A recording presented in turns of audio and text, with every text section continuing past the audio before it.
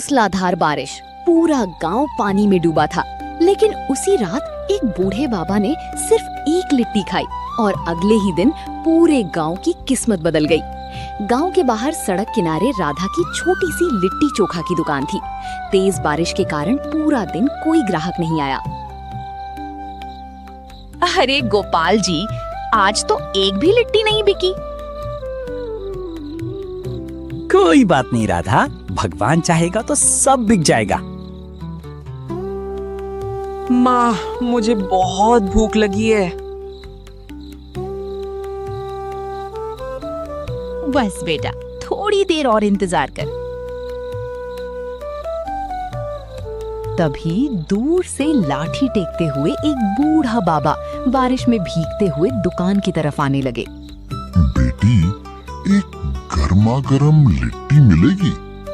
राधा ने देखा बाबा के पैरों के नीचे कीचड़ था, लेकिन उनके पैरों के निशान जमीन पर बन ही नहीं रहे थे। जरूर बाबा, बैठिए। ये कैसे हो सकता है? बस एक लिट्टी और थोड़ा चोखा दे। लीजिए बाबा, अभी अभी अंगारों से उतरी है। वाह, इतनी स्वादिष्ट लिट्टी मैंने वर्षों बाद खाई है। बाबा ने जेब से एक पुराना सिक्का निकाला। नहीं बाबा, आपसे पैसे नहीं लूंगी। बेटी, मेरे पास बस यही है। जो दिल से खिलाता है उसका घर कभी खाली नहीं रहता।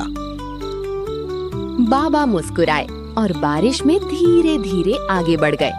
माँ, बाबा कहाँ गए? सबने देखा, सड़क बिल्कुल खाली थी। अरे अभी तो यही थे। राधा ने वो पुराना सिक्का संभाल कर रख लिया। अगली सुबह दुकान के बाहर लंबी लाइन लगी हुई थी। भाभी, 2 प्लेट लिट्टी देना। गांव वाला, भाभी 2 प्लेट लिट्टी देना। दूसरा ग्राहक, मेरे लिए 4 पैक कर दो। तीसरा ग्राहक, इतनी स्वादिष्ट खुशबू पूरे गांव में फैल गई।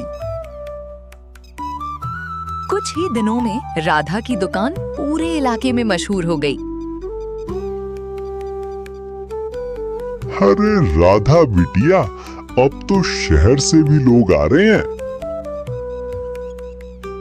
सब भगवान की कृपा है।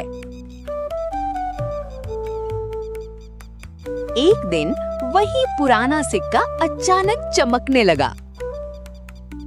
माँ देखो,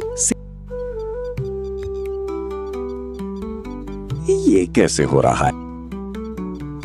इसी संभाल कर रखना, ये साधारण सिक्का नहीं लगता। राधा ने उस सिक्के को दुकान की मंदिर में रख दिया। उसी दिन बारिश और तेज हो गई, लेकिन हैरानी की बात, दुकान के सामने पानी की एक बूंद भी नहीं रुकी। रात को राधा ने सपना देखा। बाबा, बेटी, कभी किसी